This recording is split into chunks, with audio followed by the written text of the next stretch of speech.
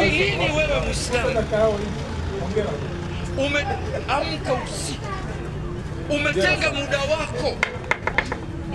muda wako, umeacha kitanda chako, umeacha shughuli zako, ukanyanyua mikono kumwomba Allah, kumshukuru kwa neema ya Uislamu, ukaamua ya Rabbi nakushukuru kunijalia kuwa Muislamu.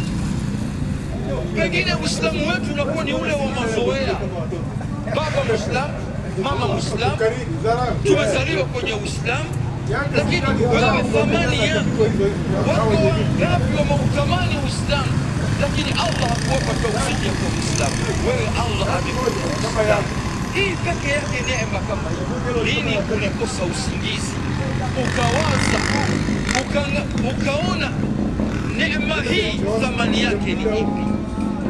Sasa wewe Muislamu